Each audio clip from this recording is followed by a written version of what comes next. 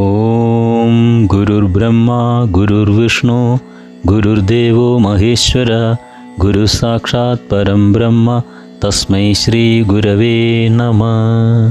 ജയ് ഗുരു. ഓം തത്സത്. ഓം നമോ നാരായണായ. പീതാംബരം കരവിരാജിതശംഖചക്രകൗമോദഗീ സരസിജം കരുണാസമുദ്രം രാധാസഹായം അതിസുന്ദരമന്ദഹാസം വാതാലയേശമനിശം ഹൃദി ഭാവയാമി.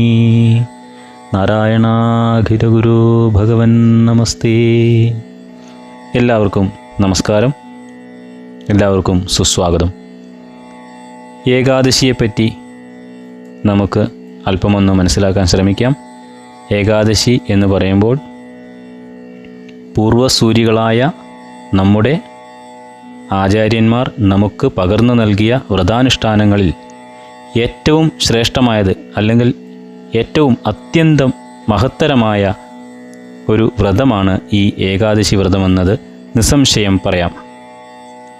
വ്രതങ്ങൾ മനുഷ്യന് മാനസികവും ശാരീരികവും ആധ്യാത്മികവുമായ പവിത്രത പ്രദാനം ചെയ്യുന്നതോടൊപ്പം തന്നെ മനുഷ്യജന്മത്തിൻ്റെ ആത്യന്തിക ലക്ഷ്യമായ ഈശ്വര സാക്ഷാത്കാരത്തിലേക്കുള്ള മഹത്തായ ഏറ്റവും ഉദാത്തമായ ഒരു ചവിട്ടുപടി കൂടിയാണ്.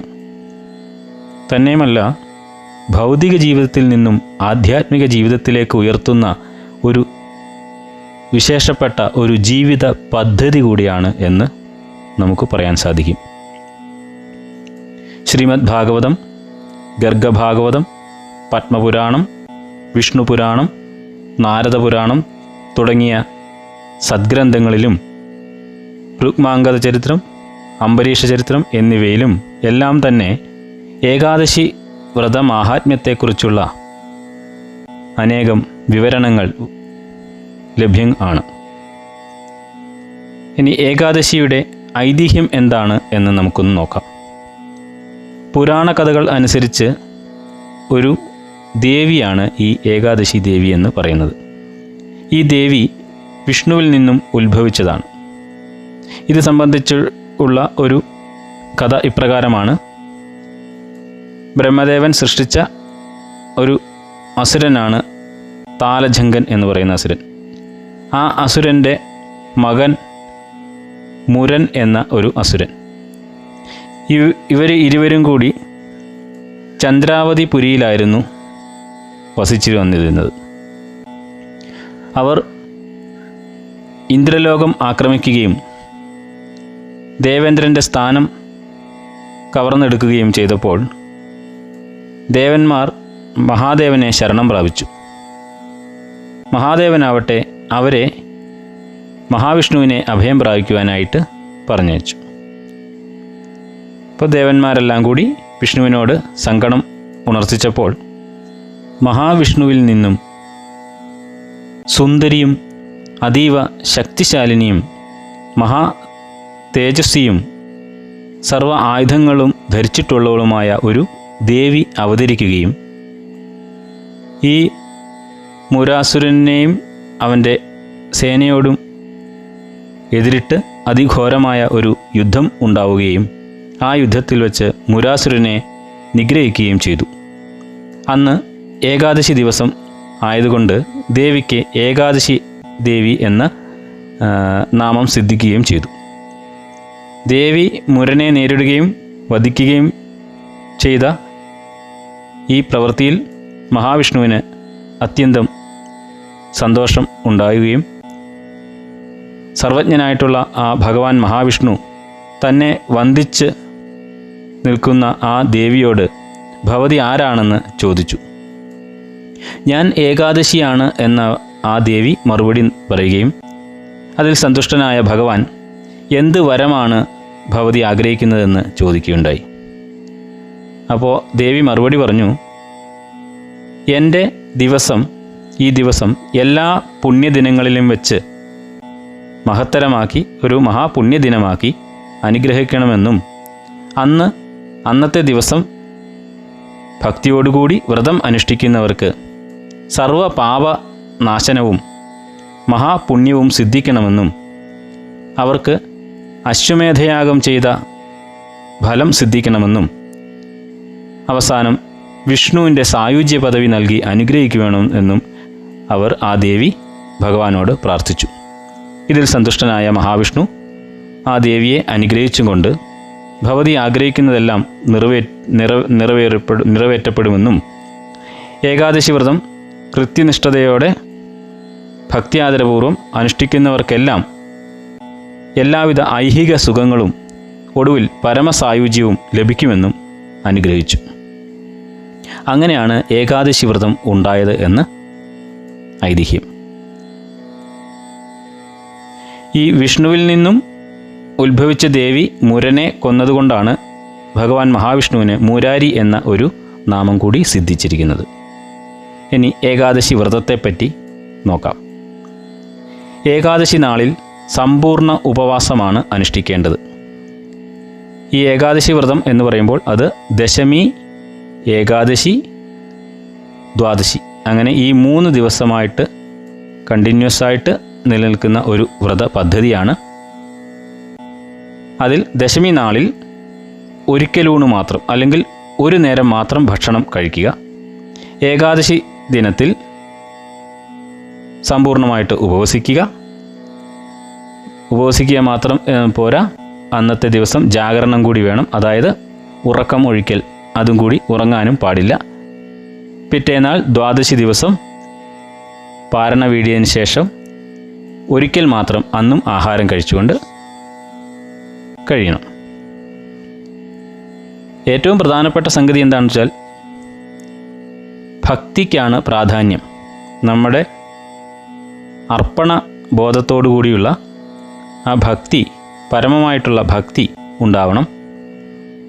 ഏകാദശി ദിനത്തിൽ വിഷ്ണുവിൻ്റെ നാമം ജപിക്കുക, ഭഗവാൻ മഹാവിഷ്ണുവിനെ പ്രകീർത്തിക്കുന്ന മാഹാത്മ്യ കഥകളൊക്കെ ശ്രവിക്കുക, ഭഗവാനെപ്പറ്റി ഭഗവാന്റെ ഭജനയൊക്കെ ഭഗവാനെ ഭജിക്കുക, സ്തോത്രങ്ങളും സങ്കീർത്തനങ്ങളും ഒക്കെ ജപിക്കുക, ചൊല്ലുക എന്നിങ്ങനെ പരിപൂർണമായി ആത്മസമർപ്പണം ചെയ്ത് കഴിയണം. നാമം ജപിക്കുമ്പോൾ പ്രധാനമായും അഷ്ടാക്ഷര മന്ത്രം ജപിക്കാവുന്നതാണ്. ഓം നമോ നാരായണായ എന്ന മഹാമന്ത്രം, അത് ഒരു 108 ഉരു ജപിക്കാവുന്നതാണ്. അതായത് രാവിലെ ഏകാദശി നാളിൽ രാവിലെ പ്രഭാതകൃത്യങ്ങളൊക്കെ ചെയ്ത് സ്നാനാനന്തരം പൂജാമുറിയിൽ നിലവിളക്കൊക്കെ കൊളുത്തി ഭഗവാന്റെ വിഗ്രഹം ഉണ്ടെങ്കിൽ അതിലോ അല്ലെങ്കിൽ ഭഗവാന്റെ എന്തെങ്കിലും ചിത്രങ്ങൾ ഉണ്ടെങ്കിൽ അതിലോ മനസ്സ് അർപ്പിച്ച് അവിടെ നമുക്ക് ഭഗവാനെ ഭജിക്കാവുന്നതാണ്, പൂജ ചെയ്യാവുന്നതാണ്. ആദ്യം ഒരു കിണ്ടിയിൽ ശുദ്ധജലം ഒക്കെ എടുത്തു വെച്ച് തീർത്ഥമുണ്ടാക്കാൻ അറിയാവുന്നവരാണെങ്കിൽ, ഇല്ലെങ്കിൽ തീർത്ഥമുണ്ടാക്കാൻ ചന്ദനം, തുളസി, അക്ഷതം എന്ന് പറയും. അതായത് ഉണക്കലരിയും ക്ഷതമില്ലാത്തതെന്നാണ് അക്ഷതത്തിൻ്റെ പേര്. അക്ഷതം എന്ന് പറയുമ്പോൾ ഉണക്കലരിയും, ശുദ്ധമായ ഉണക്കലരിയും മുറിഞ്ഞു പോവാത്ത നെൽമണികളും, അതും ചന്ദനവും തുളസീദളം കൂടി ചേർത്ത് ഈ കിണ്ടിയിലിട്ട് രണ്ട് കൈ കൊണ്ട് മടച്ച് അതിലെ മോതിരവിരൽ ആ കിണ്ടിയിനകത്തേക്ക് വെച്ച് മറ്റ് കൈകൾ നിവർത്തി അടച്ചു വെച്ച് അതിൽ ഗംഗേജ യമുനജൈവ ഗോദാവരി സരസ്വതി നർമ്മദ സിന്ധു കാവേരി ജലേസ്മിൻ സന്നിധിം ഗുരു സന്നിഹിത സിന്ധു സന്നിഹിത സിന്ധു സന്നിഹിത സിന്ധു ഇങ്ങനെ 3 പ്രാവശ്യം കിണ്ടി വാലിൽ നിന്നും വെള്ളമെടുത്ത് അകത്തേക്ക് തന്നെ കിണ്ടിക്ക് അകത്തേക്ക് തന്നെ ഇറ്റിച്ച് അങ്ങനെയാണ് തീർത്ഥം ഉണ്ടാക്കുക. അത് സാധിക്കില്ലെങ്കിലും അതില്ല ചെയ്തില്ലെങ്കിലും കുഴപ്പമില്ല. തുളസീദളം ഇട്ടാൽ തന്നെ പവിത്രമായി കഴിഞ്ഞു. അങ്ങനെ തീർത്ഥമൊക്കെ റെഡിയാക്കി വെച്ച് ഭഗവാന് 3 ജലം, 3 ചന്ദനം, 3 പൂവ്, തുളസീദളം ആദ്യമായി ആരാധിക്കാം. ഓം നമോ നാരായണായ എന്ന മന്ത്രം കൊണ്ട് ആരാധിക്കാം.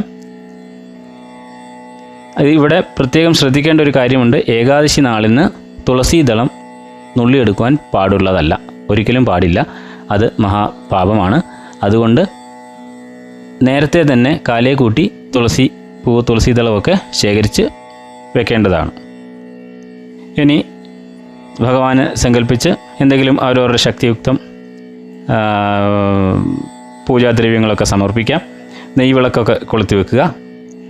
അതുപോലെ നിവേദ്യ സമർപ്പണമൊക്കെ പഴങ്ങളും മറ്റും ഭഗവാന് നിവേദിക്കുന്നതായി സങ്കല്പിച്ച് അവിടെ ഭഗവാന്റെ മുന്നിൽ വയ്ക്കുക.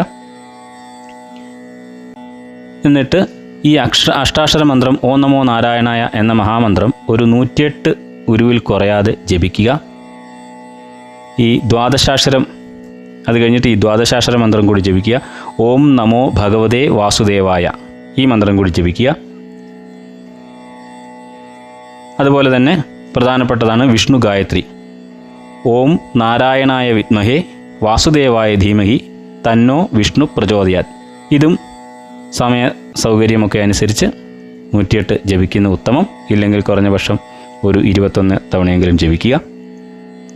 കൂടാതെ വിഷ്ണു സഹസ്രനാമം അത് ഏറ്റവും പ്രധാനപ്പെട്ടതാണ്. വിഷ്ണു സഹസ്രനാമം ഏകദേശം ഒരു 20-25 മിനിറ്റോളമെങ്കിലും എടുക്കുക.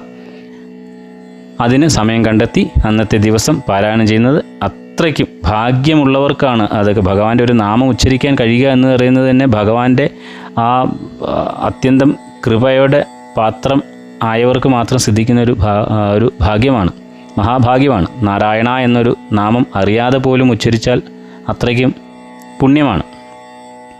അജാമളൻ്റെ കഥയൊക്കെ അറിയാമല്ലോ. അപ്പോൾ ഭഗവാന്റെ നാമങ്ങളൊക്കെ സങ്കീർത്തനം ചെയ്യുക. വിഷ്ണുവിൻ്റെ സ്തോത്രങ്ങളും മറ്റ് വിഷ്ണു ഭുജംഗം ജപിക്കാം. പുരുഷ സൂക്തം കൊണ്ട് ഭഗവാനെ അർച്ചിക്കാം, അല്ലെങ്കിൽ പൂജ ചെയ്യാം. മറ്റ് വിഷ്ണുവിൻ്റെ അഷ്ടോത്തര ശതനാമ സ്തോത്രം ജപിക്കാം. നിരവധി സ്തോത്രങ്ങളുണ്ട്. ശങ്കരാചാര്യ സ്വാമികൾ തന്നെ എത്ര അനവധി സ്തോത്രങ്ങളാണ് നമുക്ക് അനുഗ്രഹിച്ച് തന്നിട്ടുള്ളത്. അപ്പോൾ അങ്ങനെ പല മഹർഷീശ്വരന്മാരുമൊക്കെ രചിച്ചിട്ടുള്ള സ്തോത്രങ്ങളും ഒക്കെ കൊണ്ട് ഭഗവാനെ ആരാധിക്കാം. ഇത് അല്ലാതെ ഇവിടെ ഇപ്പോൾ പൂജാമുറിയും സൗകര്യങ്ങളൊക്കെ കുറവാണെങ്കിലോ അല്ലെങ്കിൽ വീട്ടിൽ വെച്ച് ചെയ്യാൻ സാധിക്കുന്നില്ലെങ്കിൽ തന്നെയും നിർബന്ധമായും അടുത്തുള്ള ഒരു ക്ഷേത്ര ദർശനം നടത്തിയിരിക്കുക. അത് വിഷ്ണു ക്ഷേത്രമാണെങ്കിൽ വളരെ ഉത്തമം. എല്ലാ ഭഗവാനും എല്ലാത്തിൻ്റെയും കാതലായ പൊരുൾ ഒന്ന് തന്നെയാണ് താത്വികമായി ചിന്തിക്കുമ്പോൾ. എന്നാൽ തന്നെ വിഷ്ണുവിൻ്റെ പ്രാധാന്യം കൂടുന്നതുകൊണ്ട് ആ വിഷ്ണു ഭഗവാനെ നമ്മൾ ആരാധിക്കുന്ന വിഷ്ണു സങ്കല്പത്തിലായതുകൊണ്ട് വിഷ്ണു ക്ഷേത്രം തിരഞ്ഞെടുത്തു എന്ന് മാത്രം. അപ്പോൾ ഇല്ല വിഷ്ണുവിൻ്റെ അവതാരങ്ങളായിട്ടുള്ള ശ്രീരാമസ്വാമിയുടെ ശ്രീകൃഷ്ണ ഭഗവാന്റെ ഒക്കെ ക്ഷേത്രങ്ങളായാലും ഉത്തമം തന്നെയാണ് എന്ന് കരുതി അടുത്ത് ഇപ്പോൾ ശിവക്ഷേത്രം മാത്രമേ ഉള്ളൂ, അല്ലെ ദേവീക്ഷേത്രം മാത്രമേ ഉള്ളൂ, സാരമില്ല. എല്ലാ ഈശ്വര ഭാവങ്ങളും ഒന്നിൽ നിന്ന് വന്നേക്കുന്നതാണ്, ആ ഒന്ന് തന്നെയാണ്. അപ്പോൾ അതിനെ പറ്റി വറി ചെയ്യേണ്ട ആവശ്യമില്ല. അതുപോലെ തന്നെ ശാന്താകാരം ഭുജഗശൻ പത്മനാഭം സുരേശം വിശ്വാധാരം ഗണസൃഷ്ടം മേഘവർണം ശുഭാംഗം ലക്ഷ്മീകാന്തം കമലനയനം യോഗി ഹൃദ്യാനഗമ്യം വന്ദേ വിഷ്ണു ഭവഭയഹരം സർവ്വലോകൈകനാഥം. ഇങ്ങനെയുള്ള ധ്യാന ശ്ലോകങ്ങളുമൊക്കെ ജപിക്കാം. ക്ഷേത്രത്തിൽ പോകുമ്പോഴും വിഷ്ണു ഭഗവാന് 4 പ്രദക്ഷിണമാണ് വെക്കേണ്ടത്. 4 പ്രദക്ഷിണം വെച്ച് നമസ്കരിച്ച് യഥാശക്തി വഴിപാടുകളൊക്കെ സമർപ്പിച്ച് വെറും കൈയോടെ ഗുരുവിനെയും ക്ഷേത്രത്തിലെ ദേവനെയും ദർശിക്കുവാനായിട്ട് പോകുമ്പോൾ കൈയും വീശി വെറും കൈയോടെ പോകാൻ പാടില്ല എന്നാണ് പ്രമാണം. അതുകൊണ്ട് എന്തെങ്കിലും കയ്യിൽ കരുതുക. ഒരു തുളസി മാലയോ തുളസി പൂവോ അല്ലെങ്കിൽ ഭഗവാന് സമർപ്പിക്കേണ്ട കർപ്പൂരം, ചന്ദനത്തിരി, അങ്ങനെയൊക്കെയുള്ള എണ്ണ, ഇങ്ങനെയൊക്കെയുള്ള എന്തെങ്കിലുമൊക്കെ സാധനങ്ങൾ കരുതുക. അവിടെ ചെന്ന് ഇതൊക്കെ സമർപ്പിച്ച് തിരുനടയിൽ സമർപ്പിച്ച് ഇതൊക്കെ വഴിപാടുകൾ യഥാശക്തി കഴിപ്പിച്ച് അവിടുന്ന് തീർത്ഥവും പ്രസാദമൊക്കെ വാങ്ങാം. അതിൽ തീർത്ഥം സേവിക്കാം. തീർത്ഥം സേവിക്കുമ്പോൾ മറ്റ് അവിടുത്തെ ഗണോദ്യമത്തിൻ്റെയോ അല്ലെങ്കിൽ മറ്റ് അവലും മലരും ഒക്കെ ചേർന്ന ഭക്ഷണങ്ങളൊന്നും സാധാരണ മലയാളികൾ നമ്മൾ അന്ന് ഏകാദശി ദിവസം പൂർണ്ണ ഉപവാസം ചെയ്യുന്നവരും യാതൊന്നും തന്നെ കഴിക്കുകയില്ല. അല്ലാത്തവരും അരി കൊണ്ടുള്ള പലഹാരങ്ങളോ അരി എന്ന ധാന്യം ഉപയോഗിച്ചുകൊണ്ട് ഉണ്ടാക്കുന്ന ആഹാര വസ്തുക്കളൊന്നും കഴിക്കാത്ത സ്ഥിതിക്ക് അന്ന് തീർത്ഥം മാത്രം സേവിക്കുക. അവിടുന്ന് പായസങ്ങളോ അങ്ങനെയൊന്നും കിട്ടിയാലും കഴിക്കാതെ മാറ്റിവെക്കുക. അന്നത്തെ ദിവസം പകൽ ഉറങ്ങാൻ പാടില്ല. പകൽ മാത്രമല്ല രാത്രിയിലും ഉറക്കം ഒഴിക്കേണ്ടതാണ്. അതുപോലെ ക്ഷേത്രത്തിലോ ഗൃഹത്തിലോ തുളസി ഉണ്ടെങ്കിൽ തുളസി ദേവിക്ക് നെയ്വിളക്കൊക്കെ കത്തിച്ച് വെച്ച് തുളസി ദേവിക്ക് 3 പ്രദക്ഷിണം ജപിക്കുക. പ്രദക്ഷിണം ചെയ്യുക തുളസി മന്ത്രം ഉരുവിട്ടുകൊണ്ട്. പുരുഷ സൂക്തം തുടങ്ങിയവ കൊണ്ട് ഭാഗ്യസൂക്തം തുടങ്ങിയവയൊക്കെ കൊണ്ടുള്ള അർച്ചന കഴിപ്പിക്കുന്നോ അല്ലെങ്കിൽ നമ്മൾ തന്നെ നടത്തുന്നതും വളരെ വിശേഷമാണ്. ഇത് കഴിഞ്ഞിട്ട് ദശമി നാളിൽ രാവിലെ പാരണ വീട്ടിയതിന് ശേഷം, അതായത് ഹരിവാസരം എന്ന് പറയുന്ന വിശേഷപ്പെട്ട സമയമാണ് ഈ ഹരിവാസരം എന്ന് പറയുന്നത്. അതിനെപ്പറ്റി താഴെ കൂടുതലായിട്ട് വിശദീകരിക്കാം. ഹരിവാസരം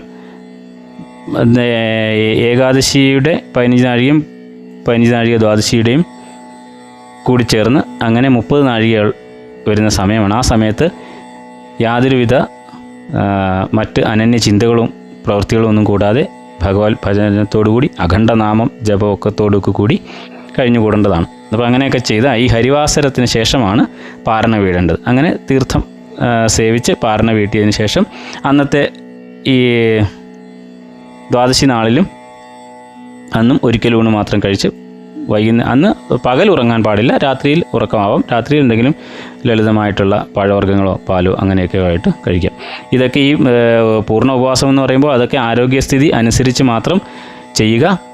നമ്മൾ ആരോഗ്യസ്ഥിതി അനുവദിക്കാത്തവരാണെങ്കിൽ അതിനനുസരിച്ച് ചെയ്താൽ മതി, നമ്മുടെ സൗകര്യം പോലെ. അത് ചെയ്യുന്നതിന് മുമ്പ് ആദ്യമായിട്ട് വേറൊരു കാര്യം ശ്രദ്ധിക്കേണ്ടത്, നമ്മൾ ഈ വ്രതം എടുക്കുന്നതിന് മുമ്പ് ഒരു സങ്കല്പം ചെയ്യുക. അതായത് എന്തിനു വേണ്ടിയാണ് ഈ വ്രതം അനുഷ്ഠിക്കുന്നത് എന്നൊരു സങ്കല്പം ചെയ്താൽ നന്നായിരിക്കും. യാതൊരു സങ്കല്പങ്ങളും ഇല്ല എങ്കിൽ തന്നെ എല്ലാം ഭഗവാനെങ്കിൽ സമർപ്പിച്ച് ഭഗവാന് വേണ്ടിയിട്ട് അല്ലെങ്കിൽ മോക്ഷത്തിന് വേണ്ടിയിട്ട് ചെയ്യുന്നവരുണ്ട്, അല്ലെങ്കിൽ പരമമായ ജ്ഞാനം ലഭിച്ച്, അല്ലെങ്കിൽ എന്തെങ്കിലും ആഗ്രഹ സാഫല്യത്തിന് വേണ്ടിയിട്ട്, അഭീഷ്ടസിദ്ധിക്ക് വേണ്ടിയിട്ടോ, ഗൃഹസൗഖ്യത്തിനും കുടുംബസൗഖ്യത്തിനും സന്താന സൗഖ്യത്തിനും ബന്ധുജനങ്ങളുടെ സൗഖ്യത്തിനും ഒക്കെ ആയിട്ട് വേണ്ടിയിട്ട് വ്രതം ആചരിക്കുന്നവരുണ്ട്. അവരവരുടെ ആഗ്രഹങ്ങളൊക്കെ പ്രാർത്ഥിച്ച് സങ്കല്പം ചെയ്യുക രാവിലെ തന്നെ.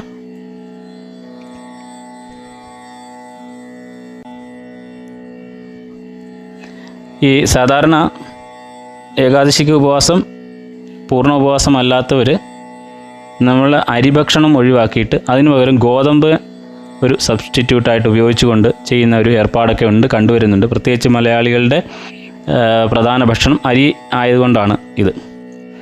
അപ്പോൾ അങ്ങനെ ചെയ്യുമ്പോഴും അതിൽ വളരെ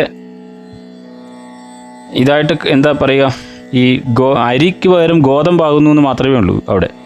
അവിടെ ഗോതമ്പിന് കൊണ്ട് കഞ്ഞിയും പായസവും പഴവും പുഴുക്ക് എന്ന് വേണ്ട മറ്റനേകം വിഭവങ്ങളൊക്കെ കൊണ്ട് മൃഷ്ടാന്ന ഭോജനം നടത്താറുണ്ട്. ഇത് തികച്ചും പാടില്ലാത്തതാണ്. അതൊരു തികച്ചും തെറ്റിദ്ധാരണ ഉണ്ടായ ഒരു ആചാരമാണ്. എങ്ങനെ പെട്ടു എന്ന് നമുക്ക് മനസ്സിലാവുന്നില്ല.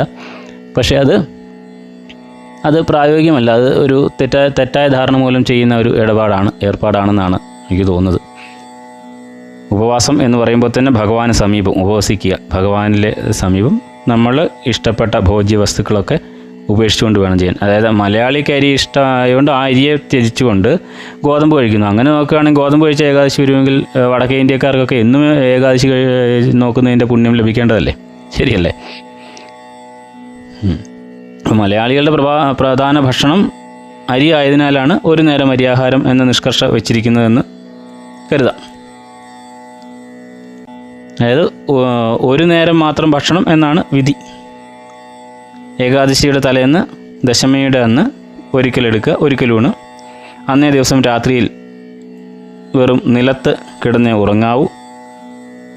അതുപോലെ ഏകാദശിക്ക് എണ്ണ തേച്ചുള്ള കുളി പാടില്ല.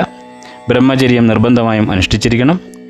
മറ്റ് ലഹരി വസ്തുക്കൾ, താമ്പൂലം, ചർണവം, അതുപോലെ മറ്റ് വലി, അങ്ങനെയൊക്കെയുള്ള ദുശീലങ്ങളും ലഹരി വസ്തുക്കളുടെ ഉപയോഗങ്ങളും മത്സ്യമാംസാദികളും അതിനെപ്പറ്റി ഈ 3 ദിവസങ്ങളിലും തൊടാനേ പാടില്ല. ഇങ്ങനെയുള്ള ദുസ്വഭാവങ്ങളൊക്കെ മാറ്റിവെക്കുക.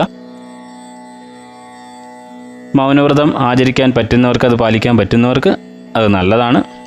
അപ്പം മാനസിക ജപമായിട്ട് കായികം, വാചികം, മാനസികം എന്നുണ്ട് ജപം. അതുകൊണ്ട് അതിൽ ഭഗവാൻ ആരാധന, അതിൽ മനസ്സുകൊണ്ട് ജപിക്കുക. ഏറ്റവും വിശിഷ്ടമായിട്ടുള്ളത് മാനസിക ജപമാണ്. ഏകാദശി നാൾ പൂർണ്ണ ഉപവാസം അനുഷ്ഠിക്കണമെന്ന് പറഞ്ഞല്ലോ. അപ്പോൾ ഈ പൂർണ്ണ ഉപവാസം കഴിയാത്തവർ ഒരു നേരം പഴങ്ങളോ മറ്റ് പാല് ഒക്കെ ഉപയോഗിച്ചുകൊണ്ടും കഴിച്ചു കൂട്ടാവുന്നതാണ്. ഏകാദശി ദിവസം മുഴുവൻ ഉണർന്നിരിക്കേണ്ടതാണ്. ഏകാദശിയുടെ ഒടുവിലത്തെ 15 നാഴികയും ദ്വാദശിയുടെ ആദ്യത്തെ 15 നാഴികയും കൂടിയ 30 നാഴിക, അതായത് 12 മണിക്കൂർ സമയം, ആ സമയത്തെയാണ് ഹരിവാസരം എന്ന് അറിയപ്പെടുന്നത് അല്ലെങ്കിൽ പറയപ്പെടുന്നത്. ഏകാദശി വ്രതകാലത്തിലെ പ്രധാന ഭാഗമാണ് ഈ ഹരിവാസര സമയം. ഈ സമയത്ത് ഭക്ഷണവും ഉറക്കവും പാടില്ലാത്തതാകുന്നു എന്നാണ് ആചാര്യമതം. ഈ സമയത്ത് അഖണ്ഡ നാമജപം ചെയ്യുന്നത് വളരെയധികം ഗുണകരമാണെന്ന് വിശ്വസിക്കുന്നു.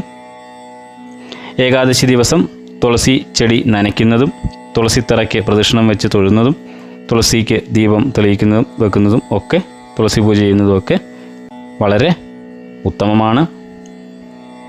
ഏകാദശിയുടെ പിറ്റേ ദിവസം ദ്വാദശി നാളിന് ഈ ഹരിവാസര സമയത്തിന് ശേഷം രാവിലെ പാരണ വീട്ടി വ്രതം അവസാനിപ്പിക്കണം. അതായത് മുമ്പ് പറഞ്ഞ പോലെ രാവിലെ പുതിയതായിട്ട് ശുദ്ധമായിട്ട് തീർത്ഥമുണ്ടാക്കി ഒരു തീർത്ഥത്തിൽ തുളസീദളം, കുറച്ച് അല്പം ചന്ദനം, അല്പം മലര്, അല്പം അക്ഷതം, അതായത് ഉണക്കലരിയും മുറിയാത്ത നെൽമണികളും ചേർത്ത് തീർത്ഥമൊക്കെ ഉണ്ടാക്കി അതിനകത്ത് ഇട്ടിട്ട് ഭഗവത് സ്മരണയോടുകൂടി തീർത്ഥം സേവിക്കുന്നതാണ് പാരണ.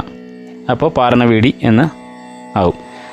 ഇങ്ങനെ പിന്നീട് പതിവ് ഭക്ഷണമൊക്കെ കഴിക്കാവുന്നതാണ്. അന്നും ഒരു നേരത്തെ ഭക്ഷണം മാത്രമേ പാടുള്ളൂ. അന്ന് അരിയാഹാരമൊക്കെ കഴിക്കാം. അരിയാഹാരം ഒന്നും ഒക്കെ എന്ന് പറയുന്നതിൽ അരിയാഹാരം കഴിക്കുക, ഒരു നേരം മാത്രം കഴിക്കുക. അത് അങ്ങനെ അന്നത്തെ ദിവസം അന്ന് പകൽ ഉറങ്ങാൻ പാടില്ല. കാരണം അന്ന് ഒരു മുത്തശ്ശി കഥകളിൽ നിന്നൊക്കെ കേട്ടിട്ടുള്ള ഒരു അറിവ് വെച്ച് ഈ ദ്വാദശി നാളിൽ പകൽ ഉറങ്ങിക്കഴിഞ്ഞാൽ മോഹിനി ദേവി ആ വ്രതം നോറ്റയാളിൻ്റെ പുണ്യം അപഹരിച്ചുകൊണ്ട് പോകും എന്നൊരു കഥ കേട്ടിട്ടുണ്ട്. നമുക്ക് സ്വാഭാവികമായിട്ടും തലേന്ന് ഉറക്കം ഒഴിഞ്ഞിരിക്കുന്നു, അപ്പോൾ ഉറക്കക്ഷീണം കാണും, തീർച്ചയായും ഉറക്കം വരും. ഈ മോഹിനി വന്ന് കാലേ തിരുമുഖം കൂടി ചെയ്യും എന്നാണ് പറയുന്നത് മുത്തശ്ശിമാരൊക്കെ. അപ്പോൾ അങ്ങനെ ഇരിക്കുന്ന അവസരത്തിൽ ഉറക്കം വന്ന് പകൽ ഓട്ടോമാറ്റിക്കായിട്ട് നമ്മൾ ഉറങ്ങിപ്പോവും. അങ്ങനെ ഉറങ്ങിക്കഴിഞ്ഞാൽ നമ്മുടെ ആ ഏകാദശി വ്രതം നോറ്റതിൻ്റെ ഫലം പോകും എന്നാണ് ഒരു കഥ കേട്ടുകേൾവി.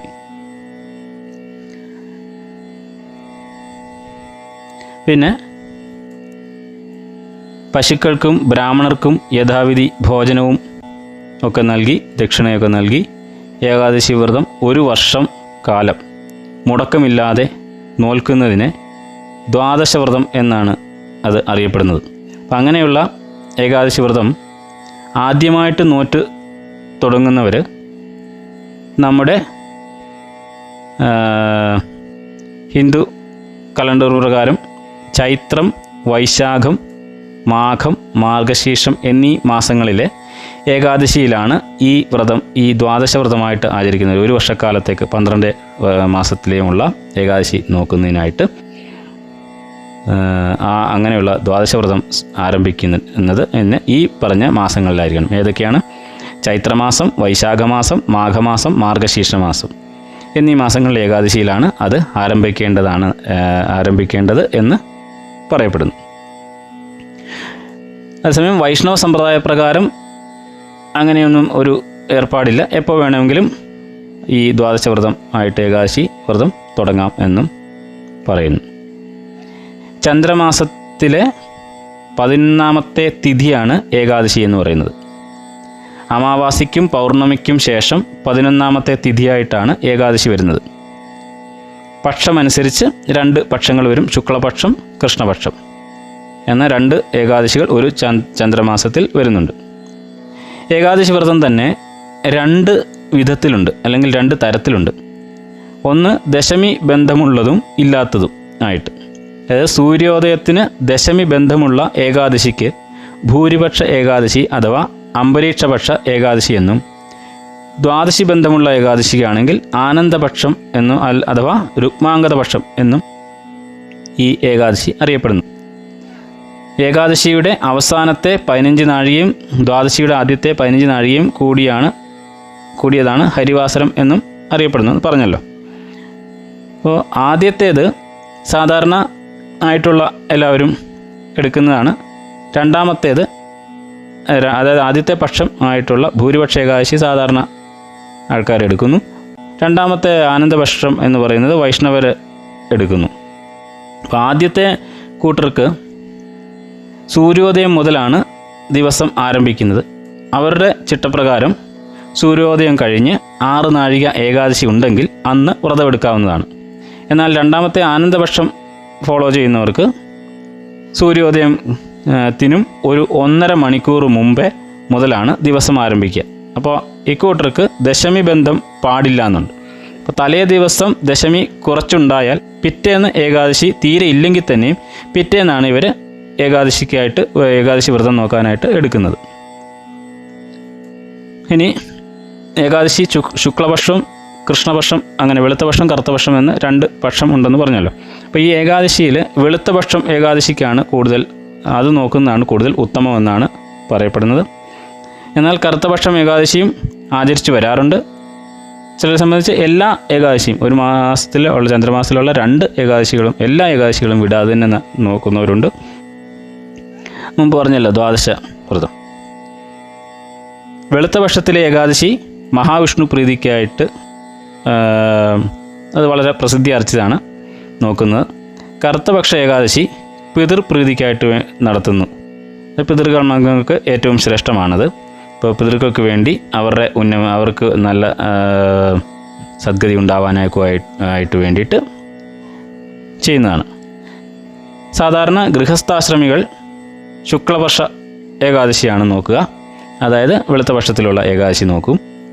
വാനപ്രസ്ഥർ, സന്യാസിമാർ, വിധവകൾ കൃഷ്ണപക്ഷ ഏകാദശി, അതായത് കറുത്തപക്ഷത്തിലുള്ള ഏകാദശിയാണ് ആചരിക്കാറുള്ളത്. എല്ലാ നിലകളിൽ ഉള്ളവർക്കും ഈ ഏകാദശി വ്രതം അനുഷ്ഠിക്കുക എന്നത് ഒരു പരമമായിട്ടുള്ള ഒരു ഔഷധമായിട്ടാണ് വിധിച്ചിട്ടുള്ളത്. അതായത് സംസാരാഖ്യ മഹാഘോര ദുഃഖിനാം സർവദേഹിനാം ഏകാദശ്യുപവാസോയം നിർമ്മിതം പരമൌഷധം എന്നാണ് വിധി, ശാസ്ത്രമതം. ഇനി ഈ ഏകാദശിയുടെ മാഹാത്മ്യം എന്താണെന്നും കൂടി നോക്കാം. പ്രോഷ്ടപദ ശുക്ല ഏകാദശി, പരിവർത്തന ഏകാദശി, കാർത്തിക ശുക്ല ഏകാദശി, ഉദ്ധാന ഏകാദശി, ധനു ശുക്ല ഏകാദശി, സ്വർഗവാതിൽ ഏകാദശി, മാഘശുക്ല ഏകാദശി, ഭീമ ഏകാദശി തുടങ്ങിയ പ്രാധാന്യമുള്ള ഏകാദശികളാണ് ഇപ്പോൾ പറഞ്ഞത്. പ്രാധാന്യമേറിയ ഏകാദശികൾ. ഇഹലോകത്ത് സുഖവും പരലോകത്ത് വിഷ്ണു സായുജ്യവും ആയ മോക്ഷവുമാണ് ഏകാദശി വ്രതത്തിൻ്റെ ഫലം. ഏകാദശി വ്രതങ്ങളിൽ മുഖ്യസ്ഥാനം ഹരിബോധിനി എന്ന് അറിയപ്പെടുന്ന ഉദ്ധാന ഏകാദശിക്കാണ്. ഇത് ഗുരുവായൂർ ഏകാദശി എന്ന നാമധേയത്തിൽ അറിയപ്പെടുകയും കൂടി ചെയ്യുന്നു. ഗുരുവായൂർ ഏകാദശി എന്ന് പറയുന്നത് ഹരിബോധിനി എന്ന് അറിയപ്പെടുന്ന ഉദ്ധാന ഏകാദശിയാണ്. അതായത് ഭഗവാൻ മഹാവിഷ്ണു യോഗനിദ്രയിൽ നിന്നും ഉണർന്ന് എഴുന്നേൽക്കുന്ന സുദിനത്തിനാണ് ഈ ഉദ്ധാന ഏകാദശി എന്ന് പറയപ്പെടുന്നത്. അപ്പോൾ ആ സുദിനത്തിൽ വ്രതമനുഷ്ഠിച്ചാൽ മഹാമേരു തുല്യമായ പാപങ്ങൾ പോലും നശിക്കുമെന്ന് സ്കന്ദപുരാണം വ്യക്തമാക്കുന്നുണ്ട്. 1000 അശ്വമേധയാഗങ്ങൾക്കും 100 കണക്കിന് വാജപേയ യാഗങ്ങൾക്കും ഈ ഏകാദശിയുടെ 16 പോലും ഫലം സിദ്ധിക്കയില്ലെന്നാണ് നാരദപുരാണം പഠിപ്പിക്കുന്നത്. ഏകാദശികളിൽ പ്രധാനപ്പെട്ടതാണ് വൈകുണ്ഠ ഏകാദശി അഥവാ സ്വർഗവാതിൽ ഏകാദശി. ഇത് ധനുമാസത്തിലെ വെളുത്ത ഏകാദശിയാണ് വൈകുണ്ഠ ഏകാദശിയായിട്ട് ആചരിച്ചു വരുന്നത്. വൈഷ്ണവരെ സംബന്ധിച്ചിടത്തോളം ഇത് അവർക്ക് വളരെ പ്രധാനപ്പെട്ട ഏകാദശിയാണ്. ഭഗവാൻ മഹാവിഷ്ണു വൈകുണ്ഠത്തിലേക്കുള്ള ദ്വാരം എന്ന് പറഞ്ഞാൽ വാതിൽ, വൈകുണ്ഠത്തിലേക്കുള്ള വാതിൽ തുറക്കുന്ന ദിവസമാണ് ഇതെന്നും അതിനാൽ അന്ന് മരിക്കുന്നവർക്ക് മോക്ഷപ്രാപ്തി ഉണ്ടാകുമെന്നും വിശ്വസിച്ചു വരുന്നുണ്ട്. പ്രധാനപ്പെട്ട വിഷ്ണു ക്ഷേത്രങ്ങളിലൊക്കെ വൈഷ്ണവ ദേവാലയങ്ങളിലൊക്കെ തന്നെ അത്യധികം പ്രാധാന്യത്തോടെയാണ് ഈ ദിവസം ആചരിച്ചു വരുന്നത്.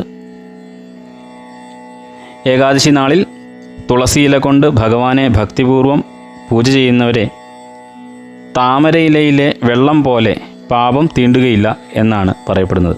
അതായത് താമരയിലയിൽ എത്ര തന്നെ വെള്ളം പറ്റിയാലും അതിന് നനവുണ്ടാകുന്നതല്ലല്ലോ, ആ വെള്ളമൊക്കെ ഒഴുകി പോകുന്നതല്ലേ ഉള്ളൂ. അപ്പോൾ പാപം തീണ്ടുകയില്ല. അത് മാത്രമല്ല പിതൃമാതൃ ഭാര്യാപക്ഷത്തുള്ള 10 തലമുറയിലുള്ളവർ ഏകാദശി വ്രതത്താൽ പവിത്രീകരിക്കപ്പെടുകയും ചെയ്യുന്നു എന്ന് പറയുന്നു. കൃഷ്ണപക്ഷമായാലും ശുക്ലപക്ഷത്തിലെ ഏകാദശി ആയാലും അതിൻ്റെയൊക്കെ ഏകാദശി വ്രതത്തിൻ്റെ ഫലം തുല്യമാണ്. ഏകാദശി വ്രതം അനുഷ്ഠിച്ചാൽ സംസാര സാഗരത്തിൽ മുഴുകിയിരിക്കുന്നവരുടെ, അതായത് സംസാര ദുഃഖത്തിൽപ്പെട്ട് നട്ടം തിരിയുന്നവരുടെയും ഈ സംസാര സാഗരത്തിലെ ഈ ലൗകികമായിട്ടുള്ള ജീവിതം നയിച്ച് അതാണ് തൻ്റെ ലോകം, അത് മാത്രമേ ഉള്ളൂ എന്ന് നമുക്ക് കരുതി വരുന്നവരുടെയൊക്കെ തന്നെ അറിവില്ലായ്മ നിമിത്തമാണ് അവർക്കൊക്കെ പാപങ്ങൾ ഉണ്ടായിരിക്കുന്നതും ആ പാപങ്ങളൊക്കെ തന്നെ നശിച്ച് കരകയറുന്നതിനുള്ള ഒരു നമുക്ക് എന്താ പറയുക, ഒരു ആത്മീയമായിട്ടുള്ള ഒരു പ്രചോദനം, ഒരു ശക്തി ഭഗവാനിൽ നിന്ന് നമുക്ക് ലഭിക്കും. രാത്രി ഉറക്കമൊഴിച്ച് ഏകാദശി വ്രതം അനുഷ്ഠിക്കുന്നവർക്ക് ഒരിക്കൽ പോലും അന്തകനെ കാണേണ്ടി വരില്ലെന്ന് പുരാണങ്ങളിൽ വ്യക്തമാക്കിയിട്ടുണ്ട്. ഇനി ഒരു വർഷത്തിൽ വരുന്ന ഏകാദശികൾ ഏതൊക്കെയാണെന്ന് നോക്കാം. ഒരു വർഷത്തിൽ 24 ഏകാദശി ഉണ്ടാകും. അത് അധിമാസം ഒക്കെ വരുന്ന അവസരത്തിൽ ചിലപ്പോൾ അത് 25, 26 ഒക്കെ ആയിട്ട് കണ്ടേക്കാം. അപ്പോൾ അതിൽ മാർഗശീർഷ മാസം, അതായത് ഏതാണ്ട് ഡിസംബർ ജനുവരി ആ സമയത്ത് വരുന്നതാണ്. മാർഗശീർഷ മാസത്തിലെയാണ് ഏകാദശികളാണ്. ഉൽപ്പന്ന ഏകാദശി ഒന്ന്, ഇനിയൊന്ന് മോക്ഷദ ഏകാദശി, ഒന്ന് ശുക്ലപക്ഷവും ഒന്ന് കൃഷ്ണപക്ഷവും ഉള്ളതുമാണ്. അടുത്തത് പൗഷമാസം, അത് ജനുവരി ഫെബ്രുവരി ആയിട്ട് വരുന്ന സമയത്ത് വരുന്ന ആണ് സഫല ഏകാദശിയും പുത്രദ ഏകാദശിയും. അടുത്ത മാഘമാസത്തിൽ വരുന്ന, അതായത് ജനുവരി ഫെബ്രുവരി ആ സമയങ്ങളിൽ വരുന്നത് ഷട്തില ഏകാദശിയും ജയ ഏകാദശിയുമാണ്. ഇനി അടുത്ത മാസമായ ഫൽഗുന മാസത്തിലുള്ളത് വിജയ ഏകാദശിയും ആമലക്കി ഏകാദശിയുമാണ്. അതിൻ്റെ അടുത്ത മാസമായിട്ടുള്ള ചൈത്രമാസത്തിൽ വരുന്നതാണ് പാപമോചിനി ഏകാദശിയും കാമത ഏകാദശിയും. ഇനി ഇത് കഴിഞ്ഞിട്ട് വൈശാഖ മാസം, അതായത് ഏപ്രിൽ പകുതി തൊട്ട് മെയ് പകുതി വരെ ഒക്കെയുള്ള സമയത്തിലാണ് ഈ വൈശാഖ മാസത്തിൽ വരുന്ന ഏകാദശിയാണ് വരൂധിനി ഏകാദശിയും മോഹിനി ഏകാദശിയും. അത് കഴിഞ്ഞ് അടുത്ത മാസമായിട്ടുള്ള ജ്യേഷ്ഠമാസത്തിൽ വരുന്നതാണ് അപര ഏകാദശിയും നിർജ്ജല ഏകാദശിയും. അതും കഴിഞ്ഞിട്ട് ആഷാഢമാസത്തിൽ വരുന്ന ഏകാദശികളാണ് യോഗിനി ഏകാദശിയും പത്മ ഏകാദശി അഥവാ ശയന ഏകാദശി എന്നും കൂടി അറിയപ്പെടുന്ന 2 ഏകാദശികൾ. ഇനി അത് കഴിഞ്ഞിട്ട് ശ്രാവണ മാസത്തിൽ വരുന്നതാണ് കാമിക ഏകാദശിയും പുത്രപ്രദ ഏകാദശിയും. അത് കഴിഞ്ഞിട്ട് ഭാദ്രപദ മാസത്തിൽ വരുന്ന ഏകാദശികളാണ് അജ ഏകാദശിയും പരിവർത്തിനി ഏകാദശി അഥവാ പത്മനാഭ ഏകാദശിയും. ഇനി അടുത്ത മാസമായ അശ്വിനി മാസത്തിൽ വരുന്നത് ഇന്ദിര ഏകാദശിയും പാപാങ്കുശ ഏകാദശിയുമാണ്. ഇതും കഴിഞ്ഞിട്ട് കാർത്തിക മാസത്തിൽ വരുന്നതാണ് രമ ഏകാദശിയും ഹരിബോധിനി അഥവാ ഉദ്ധാന ഏകാദശിയും.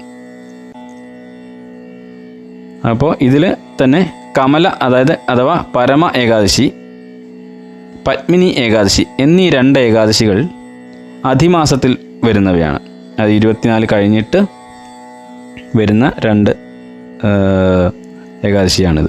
ചില സമയങ്ങളിൽ 26 ഏകാദശി ഉണ്ടാകുമെന്ന് പറഞ്ഞല്ലോ, അതുകൊണ്ട് അങ്ങനെ വരുന്നതാണ് ആ 2 ഏകാദശികൾ. ഇതിൽ ഏറ്റവും പ്രധാനപ്പെട്ട പറഞ്ഞു, ഒന്ന് ഗുരുവായൂർ ഏകാദശി ആയിട്ടുള്ള ഹരിബോധിനി അഥവാ ഉദ്ധാന ഏകാദശി, രണ്ടാമത്തേത് സ്വർഗവാതിൽ ഏകാദശി അല്ലെങ്കിൽ വൈകുണ്ഠ ഏകാദശി. ഇത് തിരുവാതിര സമയത്തൊക്കെ മുമ്പ് വരുന്നതാണ്. പ്രത്യേകിച്ച് തിരുവാതിരയൊക്കെ വ്രതം നോക്കുന്ന സ്ത്രീകൾ നിർബന്ധമായിട്ടും എടുത്തിരിക്കേണ്ടതാണ്. തിരുവാതിരയ്ക്ക് മുമ്പാണെന്നാണ് കരുതുന്നത്. ഈ ഏകാദശി നിർബന്ധമായിട്ടും എടുത്തിരിക്കുന്നത്. സ്ത്രീകൾ മാത്രമല്ല, എല്ലാവർക്കും എടുക്കേണ്ടതാണ്.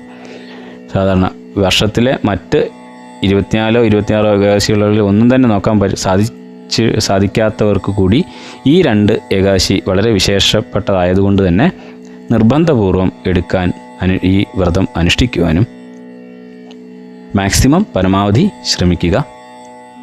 ഇനി ഏതാനും ചില നിഷിദ്ധമായ കാര്യങ്ങൾ ഏകാദശി വ്രതം നോക്കുന്നവർ ചെയ്യാൻ പാടില്ലാത്തതായിട്ടുള്ള കാര്യങ്ങളെ കൂടി പറഞ്ഞുകൊണ്ട് ഇത് നമുക്ക് ഇവിടെ നിർത്താം. അതായത് മറ്റൊന്നുമല്ല, ഞാൻ ഓൾറെഡി പറഞ്ഞു, ഈ മറ്റ് ദുസ്വഭാവങ്ങളും ദുശീലങ്ങളും ഒക്കെ വർജിക്കണം. ഏകാദശി ഈ 3 ദിവസങ്ങളിലും വ്രതം അനുഷ്ഠിക്കുന്നവർ, നോൺ വെജിറ്റേറിയൻസ് ആയിട്ടുള്ളവർ മത്സ്യമാംസാദി ആഹാരങ്ങൾ പാടെ വർജിക്കേണ്ടതാണ്.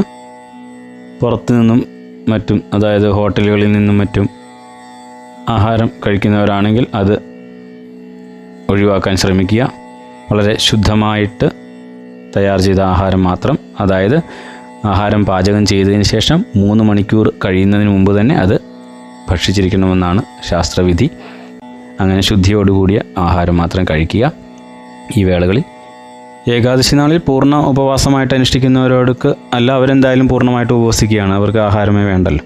മറ്റ് സാധാരണ ലളിതമായ രീതിയിൽ ഉപവസിക്കുന്നവർക്കാണ്. അതുമാത്രമല്ല, ഈ പൂർണ്ണോപവാസം എടുക്കുന്നവരും തലേന്നാളും പിറ്റേന്നാളും എന്തായാലും അവരും ലളിതമായിട്ടുള്ള ആഹാരമാണല്ലോ ഒരിക്കലും. അത് തന്നെ വളരെ ശ്രദ്ധിച്ച് ശുദ്ധിയോടുകൂടി ഉള്ള ആഹാരം ഈ പറഞ്ഞ പ്രകാരം തന്നെ ഒരിക്കലും അത് എടുക്കുക. ഇനി ഏറ്റവും ശ്രദ്ധിക്കേണ്ടതായിട്ടുള്ള കാര്യം, ഈ ഏകാദശി വ്രതം അനുഷ്ഠിക്കുന്ന ഭക്തർ യാതൊരു കാരണവശാലും അഹിംസാ പ്രവൃത്തികളിൽ ഏർപ്പെടാതെ ഇരിക്കുക, ശ്രദ്ധിക്കുക, പരമാവധി ശ്രദ്ധിക്കുക. അഹിംസ എന്ന് പറയുമ്പോൾ ഹിംസിക്കുക മാത്രമല്ല, മനസ്സുകൊണ്ടോ ശരീരം കൊണ്ടോ വാക്കുകൊണ്ടോ അവരവരുടെ പ്രവൃത്തി കൊണ്ടോ മറ്റൊരു ജന്തുക്കളോടും ഒരു പരനിന്ദയോ പരദ്രോഹമോ ചെയ്യുവാൻ പാടുള്ളതല്ല. കാരണം മനുഷ്യൻ എന്ന് മാത്രമല്ല, മറ്റ് സമസ്ത ജീവജാലങ്ങളും ചരാചരങ്ങളും എല്ലാം തന്നെ ആ സർവേശ്വരനായ സർവഭൂതങ്ങളിലും അന്തര്യാമിയായി വസിക്കുന്നത് ആ വാസുദേവനാണ്, ആ ഭഗവാൻ ശ്രീഹരിയാണ് എന്നുള്ള കാര്യം പ്രത്യേകം ഓർമ്മിക്കുക. നമ്മുടെ ഉള്ളിലും മറ്റ് ജന്തുക്കളായാലും ജീവജാലങ്ങളായാലും വൃക്ഷങ്ങളായാലും സസ്യങ്ങളായാലും എന്ന് വേണ്ട സർവ്വചരാചരങ്ങളുടെയും ഉള്ളിൽ വസിക്കുന്ന ആ ഒരേ ഒരു ആത്മചൈതന്യം എന്ന് പറയുന്ന പരമാത്മ ചൈതന്യം ഭഗവാൻ ശ്രീഹരി തന്നെയാണ്. അപ്പോൾ പരോപദ്രവം ഒരു കാരണവശാലും ചെയ്യാതിരിക്കുക. പിന്നെ അന്നേ ദിവസം മറ്റ് വിനോദോപാധികളിലൊന്നും മുഴുകി കഴിയാണ്ടിരിക്കുവാൻ പ്രത്യേകം ശ്രദ്ധിക്കുക. അതായത് TV ചാനലുകളും സിനിമ സീരിയലുകളും മറ്റും കാണുന്നതൊക്കെ ഒഴിവാക്കുക എന്ന് സാരം. അതിന് കാരണമുണ്ട്. അതൊക്കെ നമ്മളെ ഈ മഹത്തായ പുണ്യദിനത്തിൽ നമ്മുടെ ചിന്തകളെയും മനസ്സിലെ ചിത്തവൃത്തികളെയും ഒക്കെ വേണ്ടാത്ത രീതികളിലേക്കും വേണ്ടാത്ത ചിന്തകളിലേക്കും ഒക്കെ വലിച്ചിഴച്ചുകൊണ്ട് പോകാൻ സാധ്യതയുണ്ട്. ഈ ഉപവാസം എന്ന് പറയുന്നതിന് മാക്സിമം ഭഗവാനോടൊത്ത് വസിക്കുക എന്നുള്ളതാണ്. മനസ്സ് പരിപൂർണമായി ഭക്തിയോടുകൂടി ഭഗവാന്റെ തൃപ്പാദങ്ങളിൽ സമർപ്പിച്ച് ആ ഭഗവാന്റെ നാമസങ്കീർത്തനവും ഭഗവത് ചിന്തയിലും മുഴുകി അങ്ങനെ ആ ആനന്ദ നിർവൃതിയിൽ മുങ്ങി ആ ആനന്ദം അനുഭവിക്കേണ്ട ദിവസമാണ്. സദാ ഭഗവാന്റെ സ്മരണയോടും ഭഗവാന്റെ നാമസങ്കീർത്തനത്തോടും കൂടി കഴിഞ്ഞുകൂടുക. അത് സദാ നാമം ജപിക്കുകയിൽ പശികെടും, ദാഹം കെടും, ക്ഷീണം കെടും, നാവിനുണർവ് ഏറ്റവും അന്ത്യകാലത്തെങ്കിലായി മോക്ഷവും ലഭിച്ചിടും എന്നല്ലേ. അതുകൊണ്ട് സർവ്വ ഇന്ദ്രിയങ്ങളെയും ഭഗവാങ്കലേക്ക് തിരിച്ചുവിടുക. നാവുകൊണ്ട് നാമം ജപിക്കുക, കൈകൾ കൊണ്ട് ഭഗവാന് അർച്ചന ചെയ്യുക, കണ്ണുകൾ കൊണ്ട് ഭഗവാന്റെ ദിവ്യമംഗള വിഗ്രഹം ദർശിക്കുക, ചെവി കൊണ്ട് ഭഗവാന്റെ മഹാത്മ്യകഥകൾ ശ്രവിക്കുക, കാലുകൾ കൊണ്ട് ഭഗവാന്റെ ദിവ്യക്ഷേത്രങ്ങളിൽ എത്തി ഭഗവാനെ പ്രദക്ഷിണം ചെയ്യുക, ഉത്തമാംഗം കൊണ്ട് അതായത് ശിരസ്സുകൊണ്ട് ഭഗവാനെ നമസ്കരിക്കുക, മനസ്സുകൊണ്ട് സദാ ഭഗവാനെ തന്നെ ചിന്തിച്ചുകൊണ്ടേയിരിക്കുക. ഇതിനൊക്കെയുള്ള എളുപ്പ വഴിയാണ് ഭക്തിമാർഗം. ഭക്തിമാർഗത്തിൽ തന്നെ നാമസങ്കീർത്തനം ചെയ്യുക, അതുപോലെ ശ്രീമദ് ഭാഗവതം, നാരായണീയം തുടങ്ങിയ സദ്ഗ്രന്ഥങ്ങൾ പാരായണം ചെയ്യുക. വിശേഷിച്ചും അംബരീഷ ചരിതം, ഏകാദശി മഹാത്മ്യത്തെയൊക്കെ വർണ്ണിക്കുന്ന ആ ഭാഗങ്ങളൊക്കെ പാരായണം ചെയ്യുക. അല്ലെങ്കിൽ ഭഗവാന്റെ അവതാരങ്ങളെയും അവതാര ലീലകളെ പറ്റിയുമൊക്കെയുള്ള മഹാത്മ്യമായ ഉള്ള ആ കഥാ സന്ദർഭങ്ങളുമൊക്കെ പാരായണം ചെയ്യുക. സത്സംഗങ്ങളിലൊക്കെ ഏർപ്പെടുക, പങ്കുചേരുക. ഇങ്ങനെയൊക്കെ ചെയ്യുന്നതുകൊണ്ട് മറ്റു വിഷയങ്ങളിലേക്കൊന്നും മനസ്സ് പോകാതെ ഭഗവാനിൽ തന്നെ മനസ്സ് ഉറച്ച് നിൽക്കും. അതുതന്നെയാണ് വേണ്ടതും. ഇതിപ്പോൾ ഗുരുവായൂർ ഏകാദശിക്കോ വൈകുണ്ഠ ഏകാദശിക്കോ വേണ്ടി മാത്രമുള്ളതല്ല, എല്ലാ ഏകാദശിക്കും ഇങ്ങനെ തന്നെയാണ് വിധിച്ചിട്ടുള്ളത്. എല്ലാ സജ്ജനങ്ങൾക്കും പരമകാരുണ്യനിധിയായിട്ടുള്ള ശ്രീഹരിയുടെ അനുഗ്രഹത്താൽ വേണ്ടും വണ്ണം നന്നായിട്ട് തന്നെ ഏകാദശി വ്രതം അനുഷ്ഠിക്കുവാനും അതുവഴി പരമകല്യാണ ഗുണനിധിയായ ശ്രീഹരിയുടെ ശ്രീ മഹാവിഷ്ണുവിൻ്റെ ആദിനാരായണനായ ഭഗവാന്റെ അനുഗ്രഹാശിസ്സുകൾക്ക് പാത്രീഭൂതരാകുവാനും സർവസമ്പൽ സമൃദ്ധിയും ആയുരാരോഗ്യ സൗഖ്യവും സർവവിധ ഐശ്വര്യങ്ങളും കുടുംബക്ഷേമവും ശാന്തിയും സമാധാനവും സാഹോദര്യവും സന്തോഷവും സർവോപരി ഭഗവാനിൽ പരമപ്രേമലക്ഷണയുക്തയായ ഭക്തി സംഭവിക്കുവാനുമായി പ്രാർത്ഥിച്ചുകൊണ്ട് ഈ പറഞ്ഞ എല്ലാം തന്നെ സമസ്ത അപരാധങ്ങളും പൊറുക്കണമേ എന്ന് പ്രാർത്ഥിച്ചുകൊണ്ട് ഭഗവാന്റെ തൃപ്പാദപത്മങ്ങളിൽ സമർപ്പിക്കുന്നു. ഏവർക്കും നന്ദി, നമസ്കാരം. കായേന വാചാ മനസേന്ദ്രിയർവാ ബുദ്ധ്യാത്മനാ വാ പ്രകൃതേ സ്വഭാവാത് കരോമി യദ്യ സകലം പരസ്മൈ നാരായണായേതി സമർപ്പയാമി. നാരായണാഖിലഗുരോ ഭഗവൻ നമസ്തേ. ഓം നമോ നാരായണായ. ഹരി ഓം തത്സൽ. ജയ് ഗുരു.